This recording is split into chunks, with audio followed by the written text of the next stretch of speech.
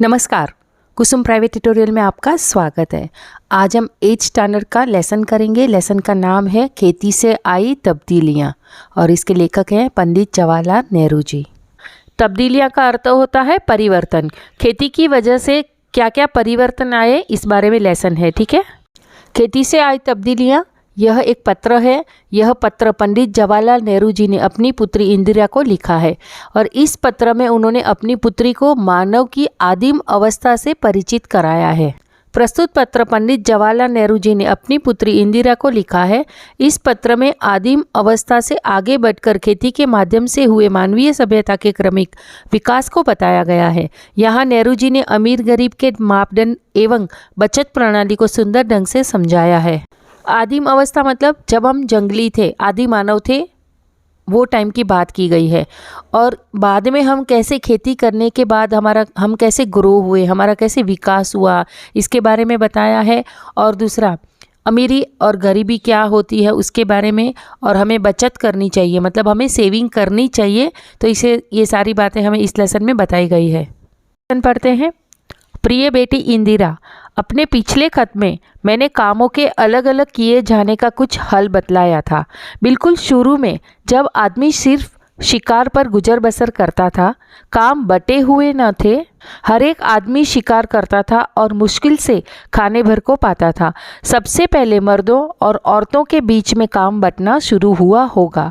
मर्द शिकार करता होगा और औरत घर में रहकर बच्चों और पालतू जानवरों की निगरानी करती होगी।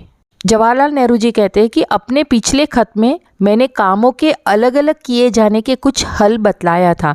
मतलब इंदिरा जी को इन्होंने लास्ट जो खत लिखा होगा, पत्र लिखा होगा, उस पत्र में उन्होंने काम के बारे में हल मतलब क्या, उपाय, काम के बारे में कौन से उपाय होते हैं वो बताए होंगे। वो हमें नहीं पता है, लेकिन इन्होंने इतना ही मेंशन किया है कि लास्ट खत में मैंने आपको हल के बारे में बताया था, ठीक है।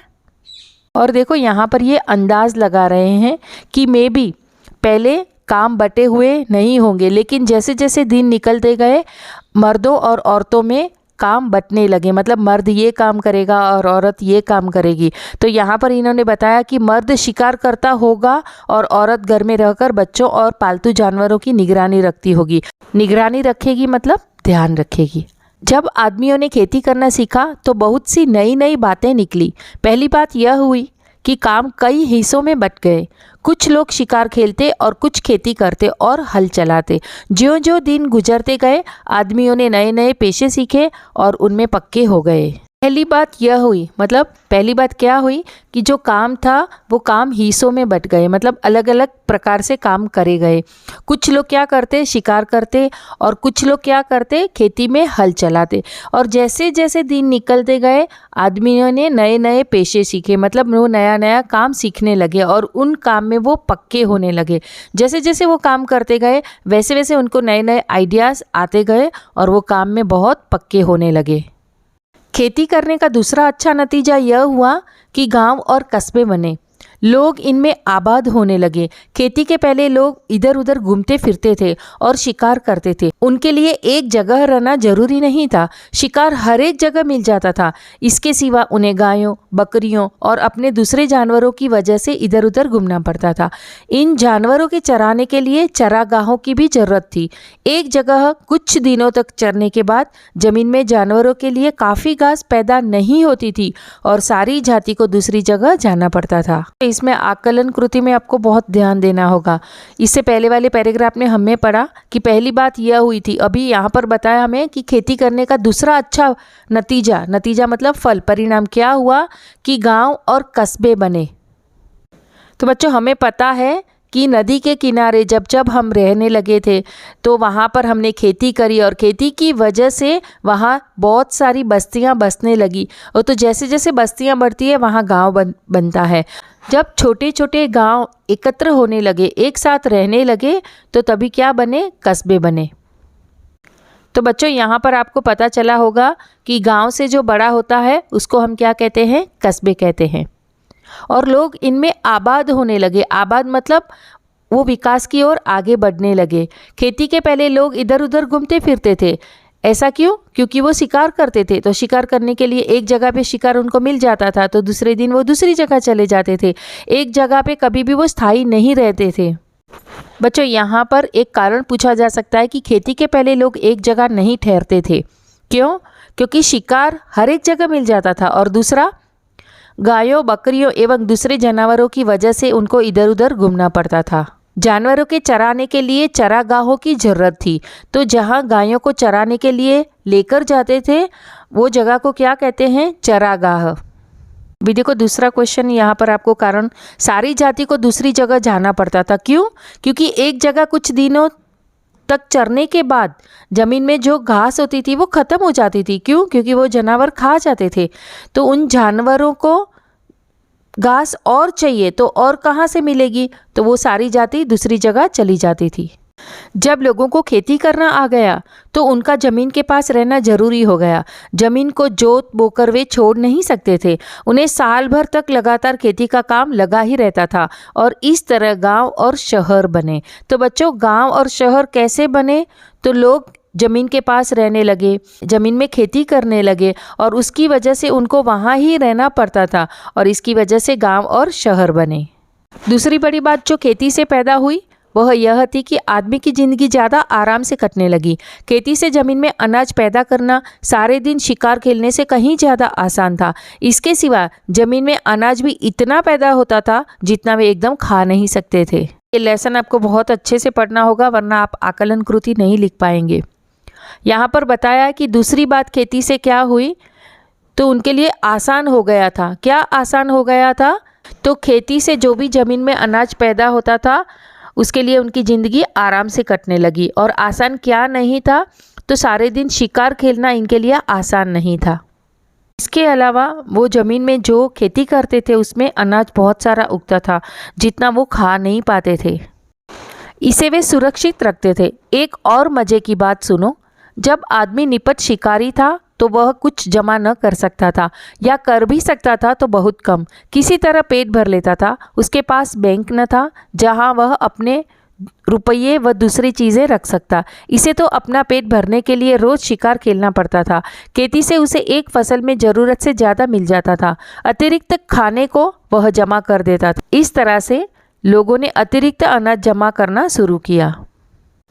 लोगों के पास अतिरिक्त अनाज इसलिए हो जाता था कि वह उससे कुछ ज़्यादा मेहनत करते थे जितना सिर्फ पेट भरने के लिए ज़रूरी था। क्या सुरक्षित रखते थे?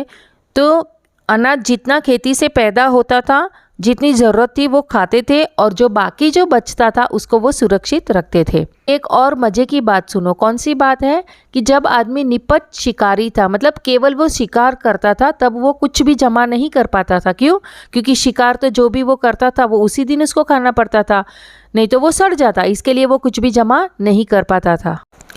तुम्हें मालूम है कि आजकल बैंक खुले हुए हैं जहां लोग रुपये जमा करते हैं और चेक लिखकर निकाल सकते हैं। यह रुपया कहां से आता है? अगर तुम गौर करो तो तुम्हें मालूम होगा कि यह अतिरिक्त रुपया है, यानी ऐसा रुपया जिसे लोगों को एक बारगी खर्च करने की ज़रूरत नहीं है। आपको पता है, बैंक वो जगह है कि बैंक खुले हुए हैं जहाँ लोग रुपया जमा करते हैं और चेक लिखकर निकाल सकते हैं। तो पहले हम अगर रुपये मुझे बैंक में से निकालना है तो हम चेक का यूज़ करते थे, लेकिन आजकल वैसा नहीं है। आजकल हम हमारे कार्ड से भी निकाल सकते हैं, है ना। और अपनी बेटी को कहते हैं कि तुम गौर करो तो तुम्हें मालूम होगा कि यह अतिरिक्त रुपया है। अतिरिक्त रुपया मतलब क्या बच्चों? जो रुपया हमारे पास ज़्यादा होता है। तो कौन सा रुपया ज़्यादा होता है? हमारा घर चलता है, खाने पीने की जो सामग्री रहती है वो हम खरीद कर लेकर आते हैं, उसके बावजूद जो हमारा पैसा बचता है वो पैसा होता है अतिरिक्त रुपया। इसे वे बैंक में रखते हैं। वही लोग मालदार हैं। जिनके पास बहुत सा अतिरिक्त रुपया है और जिनके पास कुछ नहीं है वे गरीब है। आगे तुम्हें मालूम होगा कि यह अतिरिक्त रुपया आता कहाँ से है। इसका सबब यह नहीं है कि आदमी दूसरों से ज़्यादा काम करता है और ज़्यादा कमाता है, बल्कि आजकल जो आदमी बिल्कुल काम नहीं करता उसके पास तो बचत होती है और जो पसीना बहाता है उसे खाली हाथ रहना पड़ता है। कितना बुरा इंतज़ाम है। बहुत से लोग समझते हैं कि इसी बुरे इंतज़ाम के कारण दुनिया में आजकल इतने गरीब आदमी हैं। अभी शायद तुम यह बात समझ न सको, इसलिए इसमें सिर न खपाओ। थोड़े दिनों में तुम इसे समझने लगोगी। जिनके पास बहुत सा अतिरिक्त रुपया है उनको हम क्या कहेंगे? मालदार कहेंगे। और जिनके पास रुपये या अनाज नहीं होता है उनको हम गरीब कहेंगे। बुरा इंतज़ाम किसका है बच्चों? तो आंसर हम कैसे लिखेंगे? आज जो आदमी काम नहीं करता है उसके पास बहुत सारा धन आ जाता है और जो दिन रात पसीना बहाता है वह खाली हाथ रहता है। ठीक है। और दुनिया में गरीब आदमी है। क्यों? क्योंकि जो आज बिल्कुल काम नहीं करता है उसके पास बहुत सारा धन आ जाता है और जो दिन रात पसीना बहाता है वह खाली हाथ रहता है। इस बुरे इंतज़ाम के कारण दुनिया में गरीब आदमी है। इंदिरा जी को समझाते हुए कहते हैं कि ये अमीरी और गरीबी, ये सारी बातें समझने के लिए अभी तुम बहुत छोटी हो, बड़ी हो जाओगी तब ये सारी बातें तुम्हें समझ में आ जाएगी। तो आगे कहते हैं, इस वक्त तो तुम्हें इतना ही जानना पर्याप्त है कि खेती से आदमी को उससे ज़्यादा खाना मिलने लगा जितना वह खा नहीं सकता था। यह जमा कर लिया जाता था। उस जमाने में न रुपये थे न बैंक। जिनके पास बहुत सी गायें, भेड़ें, ऊंट या अनाज होता था वे ही अमीर कहलाते थे। यहाँ पर क्वेश्चन ये भी हो सकता है कि अमीर कौन कहलाते थे और आगे हमने देखा कि मालदार कौन होते थे। तो ये थोड़ा सा ट्रिकी है, आपको उसको अच्छे से समझकर आंसर लिखना होगा। तो अमीर किसको कहते थे उस जमाने में? जिनके पास बहुत सी गायें, भेड़ें, ऊंट या अनाज होता था। और उस जमाने में क्या नहीं था? तो न रुपये थे और न बैंक। तो ये पिता के द्वारा लिखा हुआ पत्र। जो इस लेसन में हमने क्या समझा? मनुष्य ने खेती करना सीखा और धीरे धीरे सभ्यता का विकास हुआ। समाज में अमीरी और गरीबी के बीच में जो दूरियां हैं, जीवन में हमें बचत करनी चाहिए। ये सारी बातें यहाँ पर हमें समझ में आई। ये लेसन हमारा यहाँ पर कंप्लीट हो गया है। तो मिलते हैं हम अगले वीडियो में, तब तक के लिए धन्यवाद।